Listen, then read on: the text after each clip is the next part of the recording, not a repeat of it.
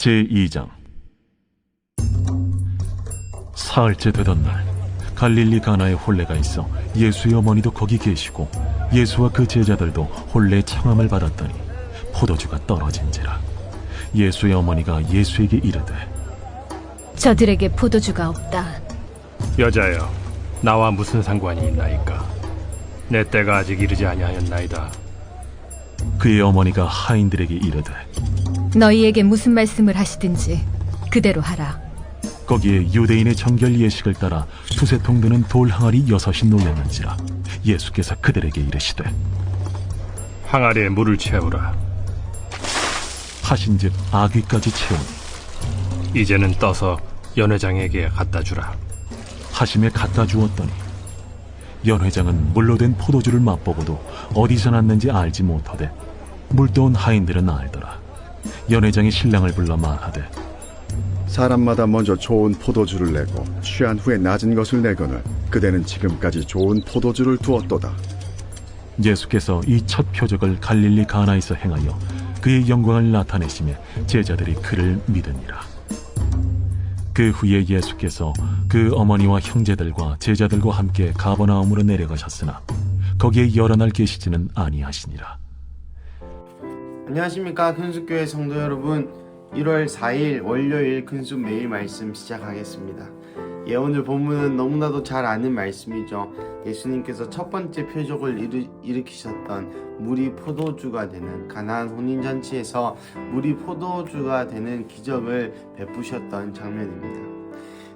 제가 이 글을 묵상하면서 또 이 물이 포도주가 변하는 이런 이야기를 들으면서 많은 생각들이 들었습니다.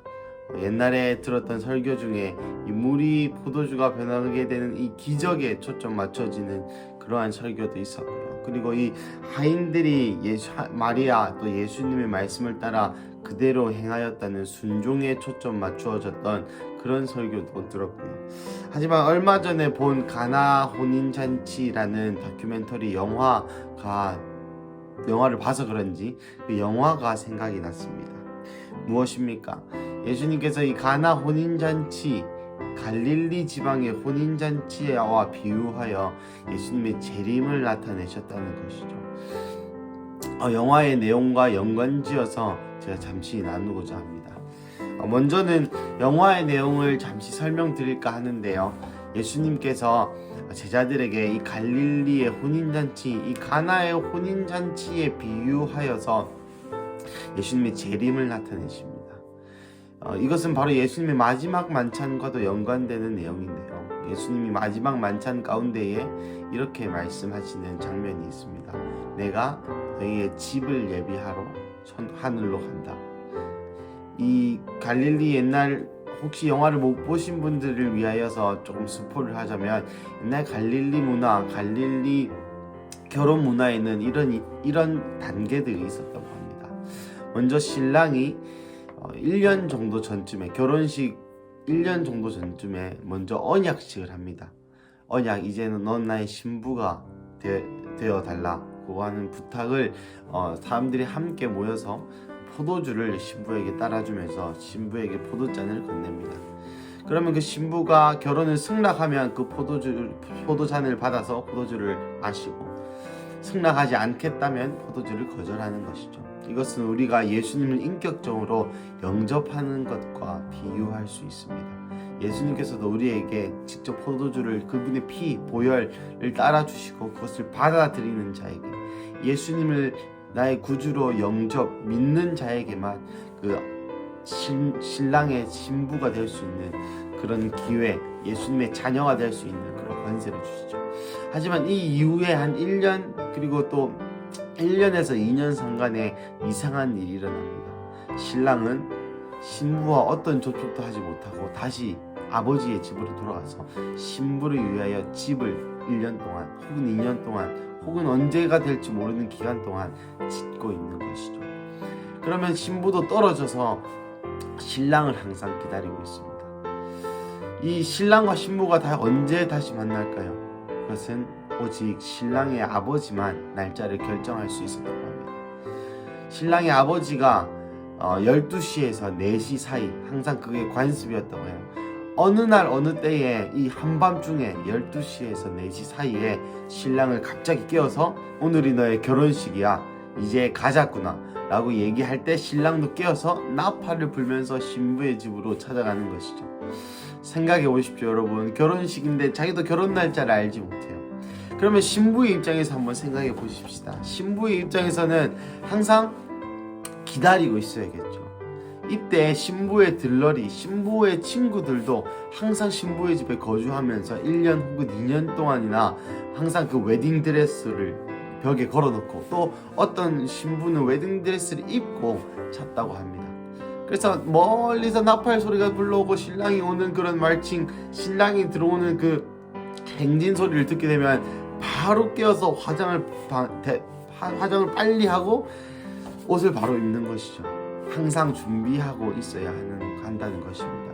그리고 나아가 이게 아까 12시에서 4시 사이 한밤중이라고 하셨죠. 한밤중이라서 항상 옆에는 기름과 등불을 준비하고 있었어야 했다고 합니다. 여러분, 정말 주님이 다시 오실 때에 이렇게 오시지 않을까요? 그때와 시는 오직 아들도 모르거니와 아버지만 아신다. 내가 너희를 집을 예비하러 간다 라는 많은 표현들이 이 예수님께서 이 말을 하는 대상을 한번 생각해 보십시오. 모두가 갈릴리 지방에 살았던 제자들이었습니다. 그 제자들은 갈릴리 지방의 혼인 풍습을 알았기 때문에 예수님께서 이런 말씀을 하실 때에 이게 결혼식이구나, 이게 결혼에 비유하셔서 주님이 말씀하고 계시는구나 라고 계속 알게 되는 것이죠. 사랑하는 성도 여러분, 오늘 본문도 가나의 혼인잔치에서 예수님이 물이 포도주로 바뀌는 그런 기적을 나타내 주십니다. 포도주라는 건 많은 것을 상징합니다. 어떨 때는 고난을 상징하기도 하고, 어떨 때는 예수님의 보혈을 상징하기도 하고, 어떨 때는 기쁨을 상징하기도 합니다. 하지만 이 잔치, 예수님이 첫 기적과 그리고 예수님이 마지막 유언, 예수님의 첫 번째 기적과 예수님의 마지막 유언이 모두 다 혼인잔치, 결혼의 관계에 비유하였다는 점이 저는 정말 크게 제 마음에 자리 잡았습니다.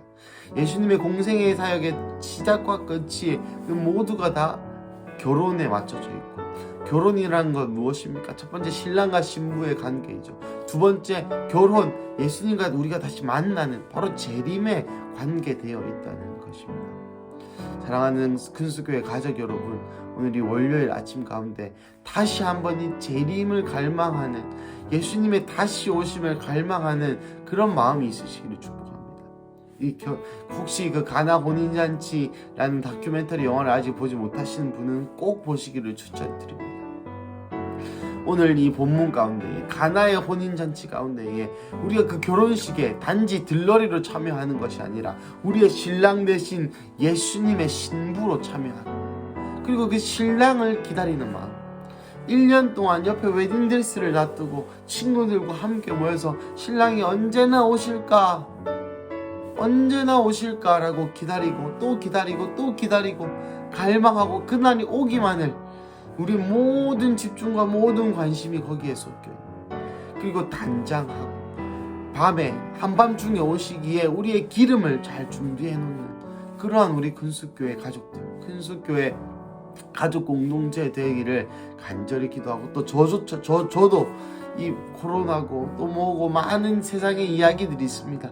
하지만 코로나가 뭐 더 많아진다, 더 적어진다, 또 다른 유행병이 있을 것이다, 경제가 몰락할 것이다, 나라가 이 모양 이 꼴이다 등등등등 많은 혼란스러운 이야기들과 부정적인 이야기들과 또 긍정적인 이야기들도 있을 수 있겠죠. 뭐 집값이 오른다, 그게 긍정적인지 모르겠지만, 또 내 재산이 많아진다, 또 월급이 오른다, 많은 변할 수 있는 좋고 나쁜 이야기가 있겠지만 변하지 않는 한 가지 진리는 예수님께서 우리를 사랑하시는 것과 예수님께서 곧 다시 오신다는 것이죠. 그래서 이 오늘 월요일 이 한 주를 시작하는 오늘 가운데에 변하는 많은 이야기들에 내 관심과 집중을 뺏기는 것이 아니라 변하지 않는 이 마지막 때 성도로서 우리가 달려나가야 할 예수님의 다시 오심을 준비하는 그러한 마음을 가지는 월요일 큰숙교회 가족 되시기를 예수님의 이름으로 간절히 축복하고 기도합니다. 이 시간 함께 기도하시겠습니다. 사랑하는 하나님, 주님 다시 오시옵소서. 마라나타 주 예수여 다시 오시옵소서. 하나님, 우리가 신부로서 기름을 준비하고 신부로서 매일 밤마다 단장하며 신부로서 그 웨딩드레스를 옆에 두고 항상 깨어있고 예수님의 깨어있으면서 예수님의 그 다시 오심을 준비하는 신부의 진정한 모습을 이 월요일 가운데 다시 말씀하여 주시니 감사합니다.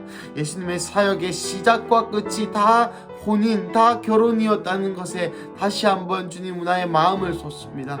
주님, 우리를 그저 그런 사람으로 부르지 아니하셨고 예수님의 다시 오심을 준비하는 자들로, 그 재림을 기다리는 자들로 부르셨음으로 인하여서 주님 감사합니다. 하나님, 또 우리를 위하여 천국의 집을 예비하고 계신 주여, 아버지의 때에 하나님만 아시는 바로 그 때에 마라나타 주 예수여 속히 오시옵소서. 그때에 우리가 준비되지 못하여서 웨딩드레스가 어디 있었지 라고 얘기하는 것이 아니라 등불이 어제까지 있었는데 오늘은 꺼졌습니다 라고 얘기하는 것이 아니라, 주님, 내가 1년 동안, 주님, 내가 평생 동안 주님의 다시 오심을 위하여 내 웨딩드레스를 옆에 두고 내가 화장하고 단장하였으며 나의 기름을 성실히 준비하였습니다 라고 고백하면서 신랑이 오시는 그 예수님과 함께 영원을 살아갈 수 있는 그 희망과 소망이 오늘 아침 가운데 있게 하여 주시옵소서. 주님, 너무나도 사랑합니다. 나의 신랑 되신 예수님, 내가 주님을 사랑합니다. 내가 주님을 사랑합니다.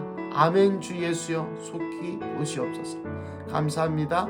이 모든 말씀 살아계신 예수님의 이름으로 기도드렸습니다. 아멘.